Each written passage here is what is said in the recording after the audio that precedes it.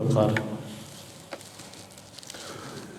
گزشتہ سے پیوستہ ہمارا جو موضوع چل رہا تھا، حضرت سیدنا لقمان رضی اللہ تعالی عنہ کی اپنے بیٹے کو جو نصیحتیں تھیں، اس کے ضمن میں عباد الرحمن کا قرآن کے اندر جو اللہ تعالیٰ نے بیان فرمایا کہ رحمان کے بندوں کی صفات کیا ہیں، تو اسی بات کو آگے لے کر چلتے ہوئے ہم نے آخری جو جمعہ پڑھا تھا، انسان اپنی صفات کے آئینے میں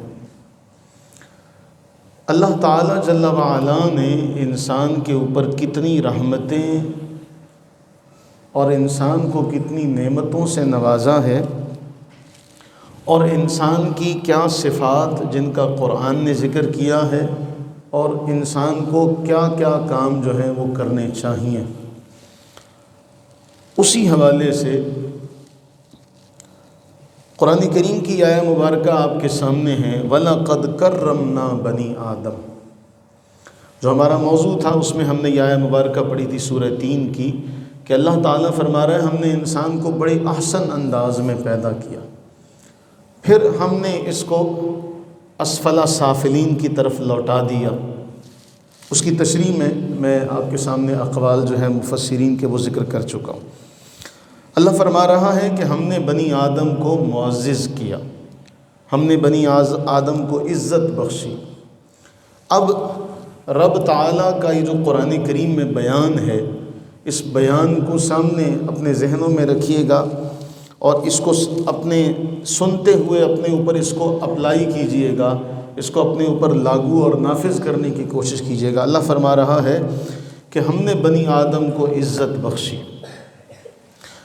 ہم نے عزت بخشی، وَحَمَلْنَاهُمْ فِي الْبَرِّ وَالْبَحْرِ، اور ہم نے اس کو خشکی اور تری کی سواریوں پر اس کو سوار کیا۔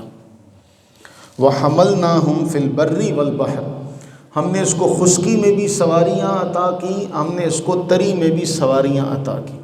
اب قرآن ایک ضابطہ ہے، ایک اشارہ کر دیا ان تین لفظوں میں، وَحَمَلْنَاهُمْ فِي الْبَرِّ وَالْبَحْرِ، سارا کا سارا جو سمندر ہے وہ سارا سمیٹ دیا، کوزے میں دریا بند کر دیا۔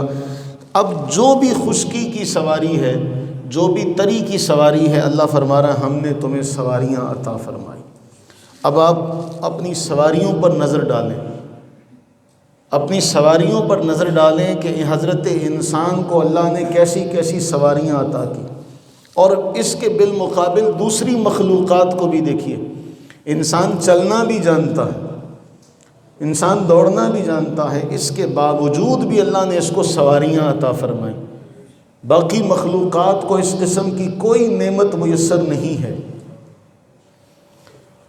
باقی تمام مخلوقات سے اپنا تقابل کیجئے۔ اللہ فرما رہا وَرَزَقْنَاهُم مِّنَ الطَّيِّبَاتِ، اور ہم نے ان کو پاکیزہ چیزوں سے رزق عطا کیا۔ اور آخری جملہ جو ہے اس آیت کا، وَفَضَّلْنَاهُمْ عَلَىٰ كَثِيرٍ مِّمَّنْ خَلَقْنَا تَفْضِيلًا، اور ہم نے انہیں اکثر مخلوقات پر فضیلت عطا فرمائی۔ اب دیکھیے اللہ تعالیٰ نے حضرت انسان کو جن جن مخلوقات سے برتر پیدا کیا، آپ ان سے اپنا تقابل کیجئے کہ ہمارے پاس سواریاں ہیں، ہم نے سمندر میں سفر کرنا ہو تب، ہم نے خشکی میں سفر کرنا ہو تب، ہمارے پاس ہر اعتبار سے، ہر موسم کا ہمارے پاس لباس، ہر علاقے کی ہمارے پاس تہذیب کے اعتبار سے، ضرورت کے اعتبار سے سواری۔ اب جب آج سے کافی عرصہ پہلے کوئی بات ہوئی تو کسی نے کہا تھا کہ اب تو سمندروں میں سفر نہیں ہوتا، تو جدید دور میں لوگ جانتے ہیں کہ کنٹینروں کے کنٹینر آتے ہیں، اور وہ کس راستے سے آتے ہیں؟ وہ سمندر کے راستے سے آتے ہیں۔ تو اللہ تعالیٰ فرما رہا دیکھو ہم نے انسان کو سواریاں کیسی عطا فرمائی کہ اتنا اتنا بوجھ وہ اٹھاتی ہیں اور وہ زمین میں چلتی ہیں، صحراؤں میں چلتی ہیں، دریاؤں سمندروں میں سفر کرتی ہیں۔ فرمایا وَلَقَدْ كَرَّمْنَا بَنِي آدم، ہم نے حضرت انسان کو معزز بنایا۔ کتنا معزز بنایا، کتنی اس کو عزت عطا فرمائی۔ کتنا اس کو شرف اور فضیلت عطا فرمائی، اس کے حوالے سے ایک حدیث ہے جو ہم نے کئی بار اس سے پہلے پڑھی ہوئی ہے، لیکن وہ بہت اہم روایت ہے۔ لیکن اس روایت سے پہلے ایک نصیحت ہے جو اس حدیث میں ہے۔ یہ جامع ترمذی کی روایت نمبر ہے، حدیث نمبر ہے 2032، اور حضرت عبداللہ ابن عمر رضی اللہ تعالیٰ عنہما اس کو بیان کرتے ہیں، اس کے راوی ہیں۔ اب وہ فضیلت ذہن میں رکھیے، اللہ فرما رہا ہے ہم نے بنی آدم کو عزت عطا فرمائی، ہم نے بنی آدم کو معزز کیا، اپنی مخلوق پر اس کو فضیلت سے نوازا۔ فرمایا سعید رسول اللہ صلی اللہ علیہ وآلہ وسلم المنبر فنادا بصوت رفیع۔ ایک بار ایسا ہوا کہ رسول اللہ صلی اللہ علیہ وآلہ وسلم منبر پر تشریف لائے اور بلند آواز سے آپ نے پکارا، یا معشر من اسلم بلسانہ ولم یفد الایمان الی قلبہ، اے وہ گروہ جو صرف زبانوں سے اسلام قبول کرنے والے ہیں، جن کے دل میں ابھی اسلام داخل نہیں ہوا۔ اب یہ قیامت تک کے لیے جتنے لوگ ہیں وہ اس بات کو یاد رکھیں کہ ایسے کئی افراد ہوں گے جو صرف زبان سے کہیں گے، دل سے نہیں کہیں گے۔ خرد نے کہہ بھی دیا لا الہ تو کیا حاصل، دل و نگاہ مسلمان نہیں تو کچھ بھی نہیں۔ کہ فرمایا یا معاشر من اسلم بلسانہ ولم یفد الایمان الی قلبہ، جن کے ابھی ایمان دل میں گھر نہیں کیا، جنہوں نے صرف زبان سے اسلام قبول کیا ہے، سنو، لا تؤذوا المسلمین ولا تعیروہم ولا تتبعوا عوراتہم، مسلمانوں کو ایذا مت دینا، مسلمانوں کو ایذا مت دینا، مسلمانوں کو تکلیف نہ پہنچانا۔ حکم فرما رہے ہیں ہم سب کے آقا و مولا صلی اللہ علیہ وآلہ وسلم، مسلمانوں کو تکلیف مت پہنچانا۔ ولا تعیروہم، ان کو آر مت دلانا، شرمندہ مت کرنا ان کو۔ ولا تتبعوا عوراتہم، ان کی ٹو میں نہ لگے رہنا کہ ان کے عیب تلاش کریں، ان کے عیوب کو تلاش کرنے کے پیچھے نہ ہونا۔ فَإِنَّهُ مَن تَتَّبَعَ عَوْرَةَ أَخِيهِ الْمُسْلِمِ تَتَّبَعَ اللَّهُ عَوْرَتَهُ، سنو، جو اپنے کسی مسلمان بھائی کے عیبوں کو تلاش کرنے میں لگے گا، اللہ تعالیٰ اس کے عیبوں کو کھول دے گا۔ اللہ تعالیٰ تَتَّبَعَ اللَّهُ عَوْرَتَهُ، اللہ اس کے عیبوں کے پیچھے پڑ جائے گا۔ وَمَن تَتَّبَعَ اللَّهُ عَوْرَتَهُ يَفْضَحُهُ وَلَوْ فِي جَوْفِ رَحْلِهِ، اور جس کے عیبوں کے پیچھے اللہ پڑ گیا، فرمایا وہ گھر بیٹھا بھی رسوا ہو جائے گا۔ پہلے تعلیم کر رہے ہیں، پہلے تعلیم دی جا رہی ہے، اور انداز تعلیم کا کتنا کمال کا ہے کہ منبر پر جلوہ افروز ہو کے فرماتے ہیں اے مسلمانوں کی جماعت، جو صرف زبان سے اسلام قبول کرنے والے ہیں، ان کے دل میں ابھی اسلام گھر نہیں کر رہا، سنو، مسلمانوں کو اذیت مت دینا، ان کو آر مت دلانا، ان کی پوشیدہ باتوں کے پیچھے مت پڑنا، ورنہ اللہ تعالیٰ تمہارے عیبوں کے پیچھے پڑے گا۔ اور جس کے عیبوں کے پیچھے اللہ پڑ گیا، وہ گھر بیٹھا ہوا بھی بچ نہیں سکے گا، رسوا ہو جائے گا۔ اس ایک جملے کو اپنے ذہنوں میں بٹھا کے کوئی بندہ رکھے اور اس سبق کو یاد کر لے کہ مسلمان کو اذیت نہیں دینی، اس کے عیبوں کے پیچھے نہیں پڑنا۔ سیانوں نے تو بڑا حسین سبق دیا تھا، برے نو ٹولن میں چلی برا نہ ملیا کائے، جد میں اندر چاتی ماری میتھوں برا نہ کائے۔ ہم دوسروں کے عیب تلاش کرتے پھرتے، دوسروں کے عیب تلاش کرتے ہیں، اس کا کوئی عیب مل جائے، اس کی کوئی خامی ہمیں مل جائے تاکہ اس کو چار بندوں میں بیٹھ کے ذلیل و رسوا کریں۔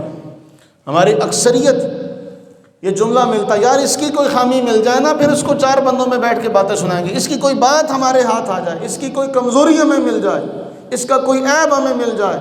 اور جہاں کسی کا عیب، کسی کی کمزوری، کسی کا کمزور پہلو ہمارے ہاتھ آ گیا، پھر ہم چار بندوں میں بیٹھ کر پھر اس کی عزت نہیں رہنے دیتے، اس کی عزت کی دھجیاں بکھیرتے، اس کی عزت کو تار تار کرتے ہیں، کوئی تامل نہیں کرتے ذرا سا بھی۔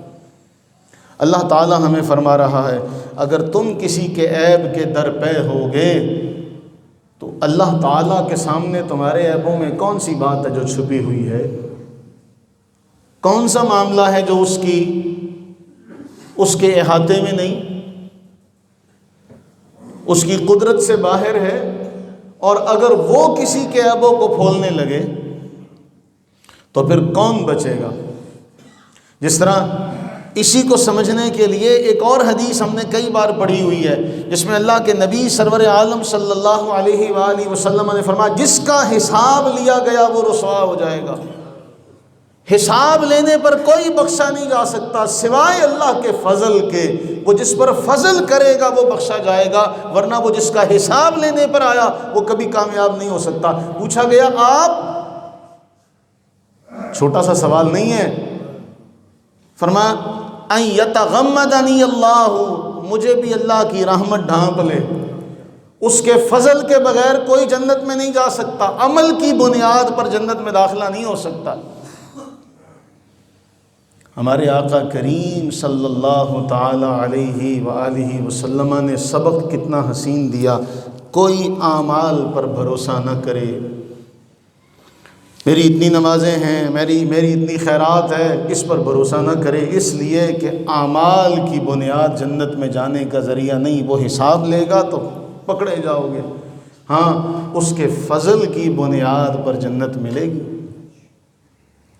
اللہ کے نبی اسلام نے تو بات ہی مکمل کر، قصہ تمام کر دیا کہ میں بھی اللہ کے فضل سے، رحمت سے، مجھے بھی اللہ کا فضل اور اس کی رحمت ڈھانپ لے۔ یہ ہم سب کے لیے، ہم تو کسی گنتی میں نہیں آتے، ماں و شمع کی تو کوئی حیثیت نہیں ہے۔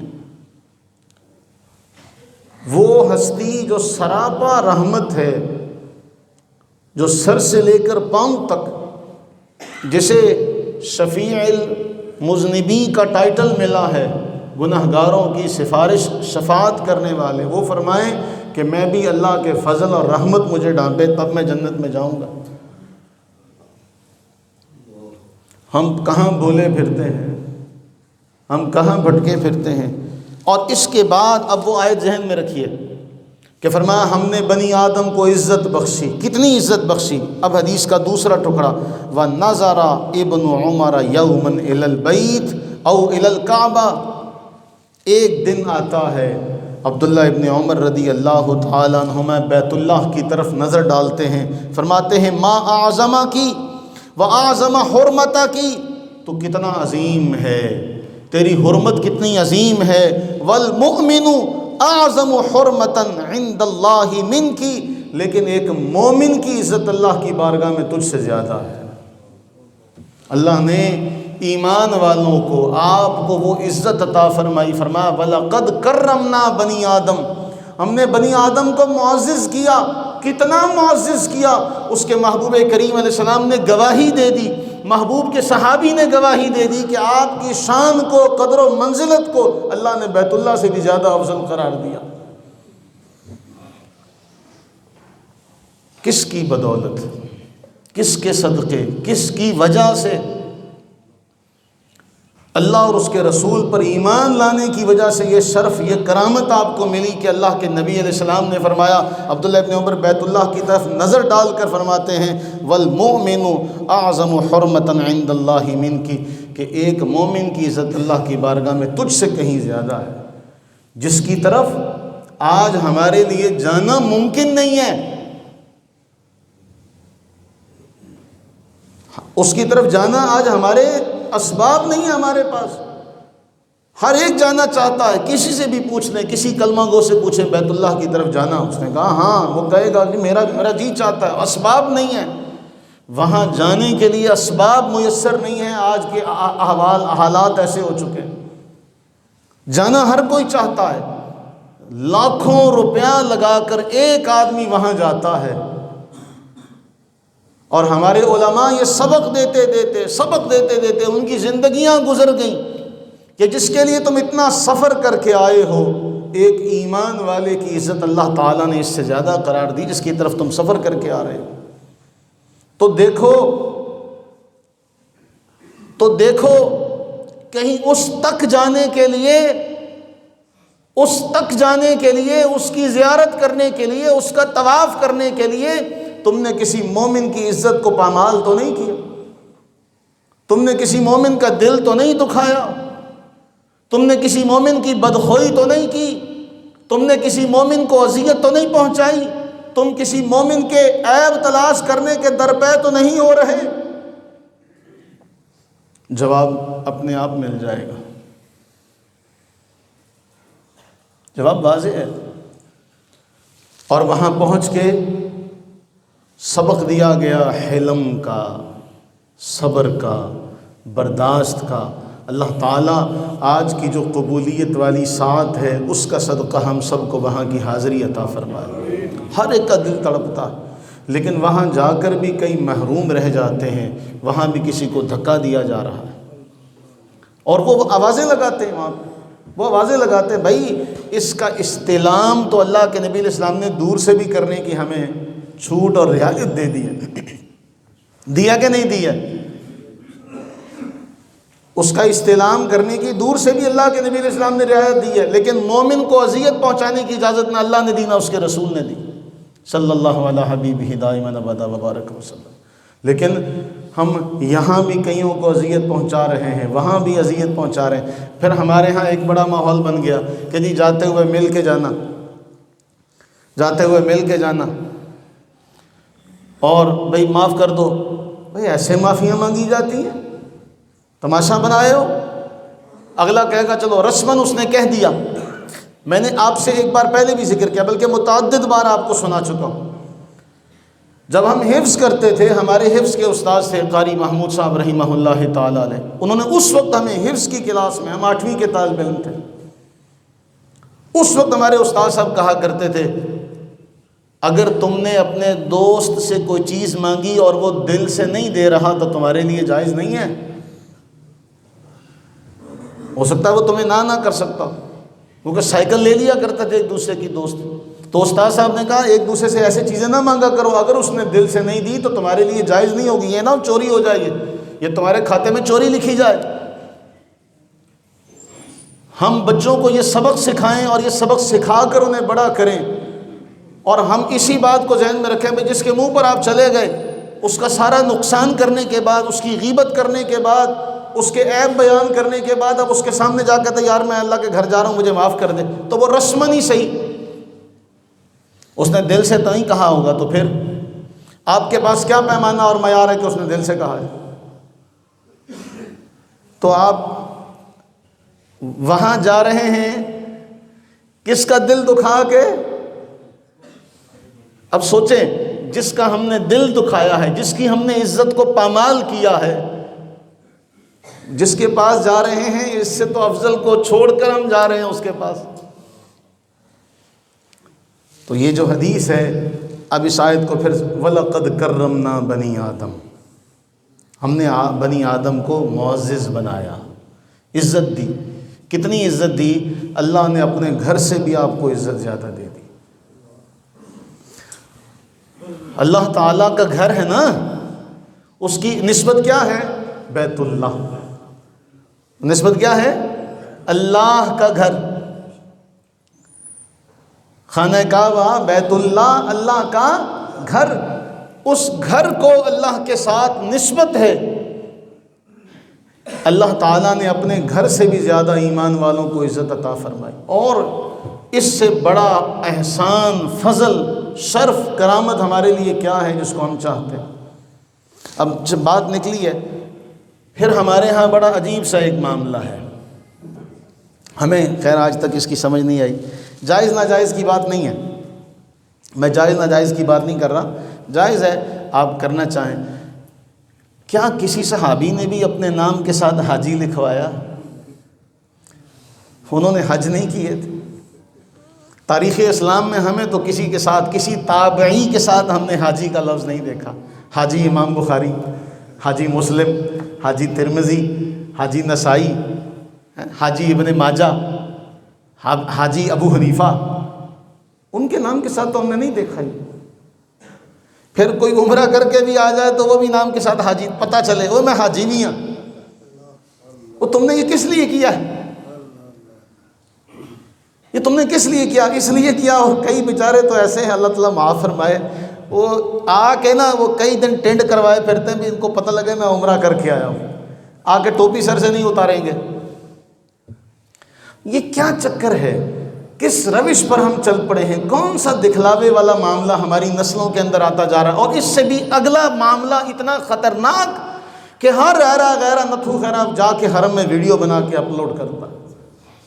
اللہ کے گھر کی ہم نے یہ ہماری نظروں میں احترام یہ ہے کہ وہاں جو بھی گیا، کبھی کوئی بنا رہا ہے، کبھی کوئی وہاں جاتا ہے، وہاں یہ کھیل کھلونا بن گیا. ہاں شروع دور میں انہوں نے روکا تھا، اس سے منع کرتے تھے، بلکہ ایسا بھی تھا کہ پکڑ لیتے تو توڑ دیتے. لیکن جب دیکھا کہ عموم اس طرف چل پڑے ہیں، ہر بندہ وہاں جا کے وہ سیلفیز جو ہیں وہ بنا. دوسری بیماری ہمارے نوجوان طبقے میں ایک اور آئی ہوئی ہے، آپ نے جو چیز کھائی اس کی ویڈیو بنا کے سوشل میڈیا پہ اپلوڈ کرو. پہلی بار کھائی ہے کہ پہلی بار کھانے گئے ہو، رزق آپ کو اللہ نے دیا. اچھا آپ سارے بزرگ بیٹھے ہیں بڑے، ہم نے تو آپ سے سیکھا، ہم آپ کی جوتیاں سیدھی کرنے والے ہیں. سیانے کہا کرتے تھے پہلے وقتوں میں تھیلا ہوا کرتا تھا کپڑے کا، کہ کوئی چیز گھر میں لانی ہے چھپا کر لائی جائے، وہ دوسروں کی نظروں میں نہ آئے، رنگدار لفافہ ہو. وہ جو گھر میں آپ چیز لا رہے ہیں اس کو تو ہمارے بزرگ کہا کرتے تھے چھپا کر لاؤ. لیکن ہماری نئی نسل کا ایسا بیڑا غرق ہوا ہے، یہ کسی ہوٹل پر چلے جائیں گے وہاں تصویریں کھینچیں گے، خیر سے گھر میں کوئی ڈش بنا لیں گے تو اس کی تصویریں کھینچیں گے. بھئی کیا دکھانا چاہتے ہو؟ کس راستے پر چل پڑے ہو؟ اس سے مقصد کیا ہے؟ کئی ایک شودے ایسے بھی ہیں ان تصویروں کو رکھ چھوڑتے ہیں، ہفتے بعد لگاتے رہتے ہیں، پتہ لگے میں کھان گیا. یہ تو وہی والا حال ہوا نا. وہ ہے تو ایک لطیفہ، وہ باتیں کر رہے تھے، وہ کسی کا تعارف کرواتا، اس نے نماز توڑ کے کہا میں یہ بھی میرے بارے میں بتا، میں نے یہ بھی کیا ہوا ہے. وہی ہمارا حال ہو گیا. تو آپ یہ اندازہ لگائیے کہ یہ ساری برائیاں ہمارے معاشرے کے اندر ایسی سرایت کر چکی ہیں الامان والحفیظ. اور اس سے بھی آگے بے حیائی کا ایک وہ دور شروع ہوتا ہے کہ حرم میں، حرمین شریفین طیبین طاہرین میں اب نکاح ہونا شروع ہو گیا. اس کی ویڈیوز جو ہیں وہ سوشل میڈیا پر وائرل ہوتی ہیں. اور اس سے بڑی جہالت ایک یہ ہے کہ جی دلہا ساری پبلک کے سامنے اپنی بیوی کے ماتھے پر بوسہ دیتا ہے. وہ تیری بیوی ہے، کہیں بھاگی جا رہی ہے، گھر میں جا کے یہ کام کر لے. اور کہاں؟ مسجد نبوی میں بیٹھ کر، اللہ کے گھر میں بیٹھ کر. اور وہاں بھی یہاں بھی یہی ہو رہا ہے نا.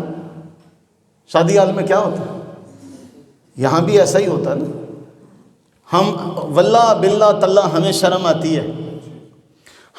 آتی ہے کہ یار یہ فارم تم لے کر چلے جاؤ، تم جا کے سائن کرواؤ، ہم نے بعد میں جانا ہے.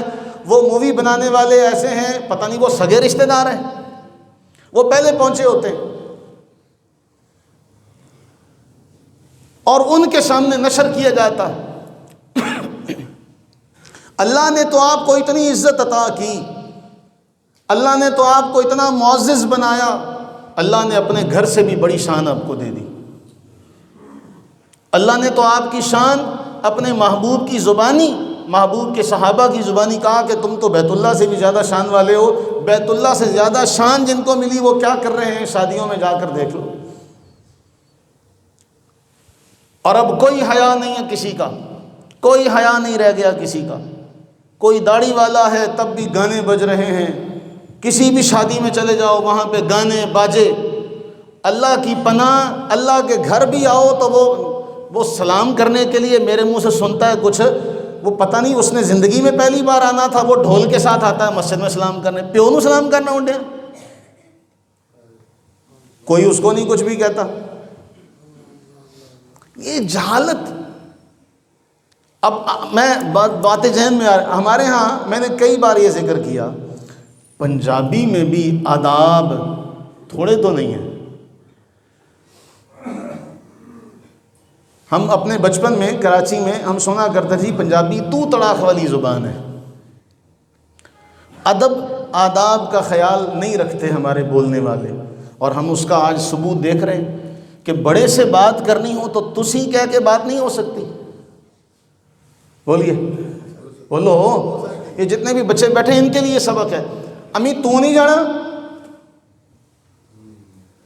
امی تو نہیں گئی، ابا تو نہیں جانا، تو یہ اس کا مطلب کیا ہوتا ہے؟ بولو، اس کا مطلب کیا ہوتا ہے؟ آپ سے تسی نہیں کہا جاتا، امی جی تسی نہیں گئے، ابا جی تسی نہیں جانا، تو تسی کہتے ہوئے تیرا منہ ٹوٹ جاتا ہے، تو ابا کو کہہ رہا ہے تو نہیں جانا۔ یہ طریقہ صحیح ہے کہ درست ہے؟ غلط ہے؟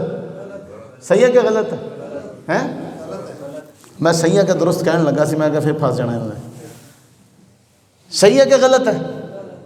تو پنجابی میں تسی کا لفظ نہیں ہے، تو ماں سے بات کرتے ہوئے امی تو مینوں منع کر دیاں، تو مینوں روک دیاں، عجیب سا جملہ ہے۔ پھر اس سے بھی آگے چل کے کئی کہتے ہیں بڑھی بیٹھی یا بڑھی بیٹھی، بڑا بیٹھا، باپ کو بڑھی اور بڑا کہہ کے بلاتے ہیں۔ اچھا، یہاں سے بھی آگے چلے جاؤ، ہم دیکھیں آداب ہم نے سکھانے ہیں، یہ نہیں کہ اپنی بات ہو رہی ہے۔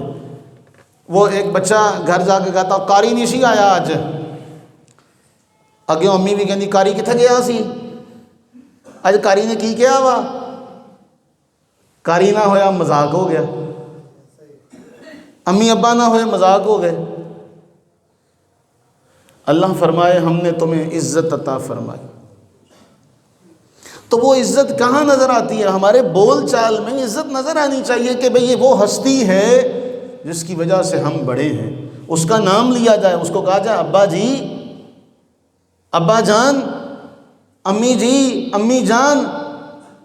اب پیار انہاں لی رکھ لیا جنہاں نے باہر دوستیاں یاریاں ہوندیاں وا، کیوں بھئی بچوں؟ ہاں، یہ جو نوجوان طبقہ ہے اب پیار کہنا لی رکھیا وا؟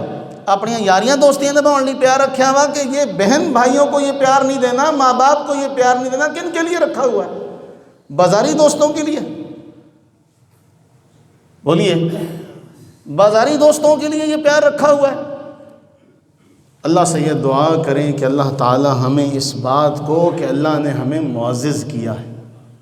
آپ اتنی شان والے ہیں، آپ اتنی شان والے ہیں، مجھے بیت اللہ تک جانے کے لیے کئی لاکھ روپے چاہیے، اور اس کے لیے پتہ نہیں کتنے مراحل سے گزرنا پڑے گا، لیکن اس سے زیادہ شان والے تو کئی یہاں بیٹھے ہیں، اگر ان کی عزت کر لی جائے، ان کا احترام کر لیا جائے تو کیا پتہ اللہ تعالیٰ ان کے احترام کے صدقے وہاں کی حاضری بھی دے دے۔ بولیے، ممکن نہیں ہے؟ اللہ تعالیٰ قرآن میں فرمائے ماں باپ کے سامنے اف بھی نہیں کہہ سکتے، حالانکہ کتنا مختصر سا جملہ ہے، اس کے بارے میں کہا گیا اس سے بھی کم تر کوئی جملہ ہوتا، اس سے بھی کم تر کوئی جملہ ہوتا، اس کو بھی اللہ حرام قرار دے دیتا۔ اللہ تعالیٰ نے آپ کو اف کہنے کا بھی حکم نہیں دیا۔ ہونا تو یہ چاہیے تھا کہ ماں باپ کے سامنے ہماری آواز نہ نکلے، خاموش ہو جائے، اونچی آواز تو بڑی دور کی بات ہے، منہ سے جملے نہیں نکلنے چاہیے، بولا نہ جائے۔ لیکن آج کیا ہے؟ آج اماں ابا ہم سے ڈرتے ہوئے بات کرتے ہیں، کہتے کم تو آیا، کہتے مینو نہ اوکھا نہ بول پوے۔ میں کہتا ہوں اس بیٹے کو ڈوب کے مر جانا چاہیے جس کے خوف سے اس کی ماں ڈرتی ہے، جس کے خوف سے اس کا ابا ڈرتا ہے کہ اس کو کچھ کہہ دیا تو یہ الٹا مجھے پڑے گا۔ وہ تو چیز کیا ہے، تیری اوقات کیا ہے؟ اللہ تعالیٰ نے تجھے ایک قطرہ آب سے پیدا کیا، اور وہ قطرہ آب اس ہستی کا تھا جس کے سامنے آج تو سر اٹھا کے گردنوں اکڑ کر باتیں کرتا۔ دوسری طرف قرآن ہمیں کیا سکھاتا ہے کہ ابراہیم خلیل اللہ، اللہ کے خلیل ہیں، کوئی معمولی سا مرتبہ رتبہ نہیں ہے کہ آپ نے رشوت دی اور آپ کو وہ سیٹ اور کرسی مل جائے گی۔ خلیل اللہ کے خلیل، اور اپنے ابا سے بات کیسے کرتے ہیں؟ چچا جان کو کیسے بلاتے ہیں؟ یا آباتی، یا آباتی، یا آباتی، اے میرے ابا جان، اے میرے ابا جان، اے میرے ابا جان، اے میرے ابا جان۔ وہ وقت کا عظیم الشان، عظیم ہستی جس کے اوپر ہمارے نبی بھی درود بھیجیں،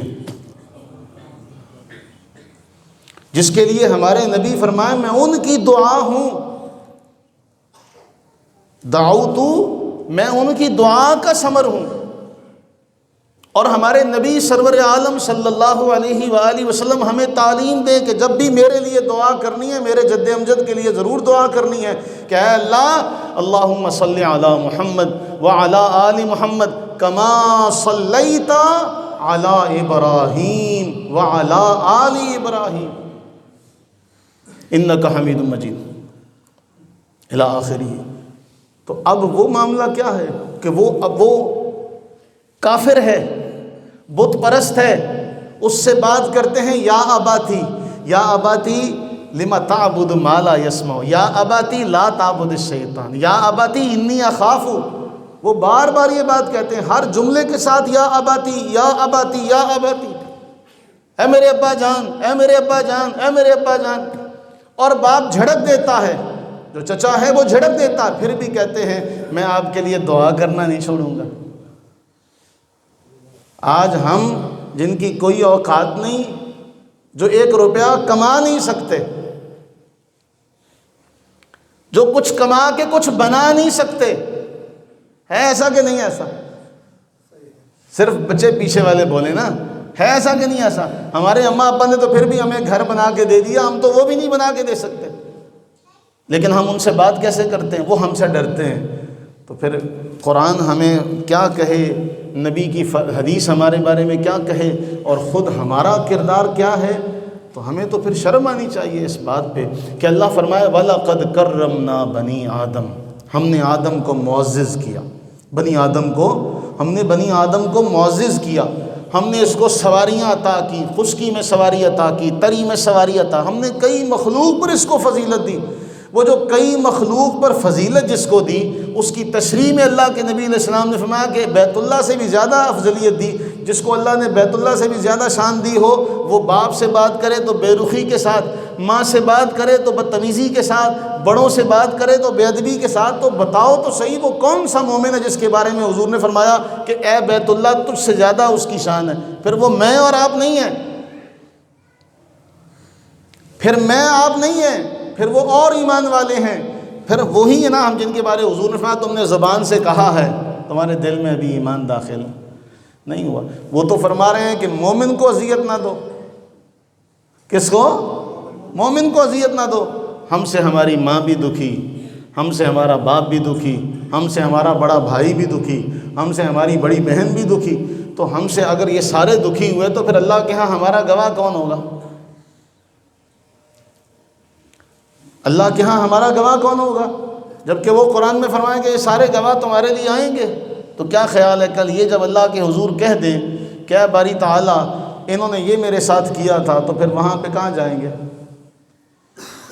اس لیے اللہ سے یہ دعا فرمائیں کہ اللہ تعالیٰ ہمیں قرآن کی صحیح سمجھ عطا فرمائے، ہمیں قرآن صحیح سمجھنے کی اور صحیح اس کے اوپر عمل کرنے کی توفیق عطا فرمائے۔ اگر ہم قرآن کو سمجھ کے پڑھ لیں گے، رسول اللہ صلی اللہ علیہ وسلم کے فرامین کو سمجھ کر پڑھ لیں گے، تو پھر یہ تبدیلیاں ہم میں آنا شروع ہو جائیں گی۔ تو جو ہمارا موضوع ہے وہ ہے انسان اپنی صفات کے آئینے میں۔ تو آپ پہلے اپنی صفات دیکھیں، آپ اپنی شان دیکھیں، اور اس کے بعد پھر اپنا حال دیکھیں کہ آپ کی شان کیا ہے اور آپ کا حال کیا ہے۔ تو یہ آپ کو سارا معاملہ جو ہے وہ صاف اور واضح ہو جائے۔ اللہ تعالیٰ ہمیں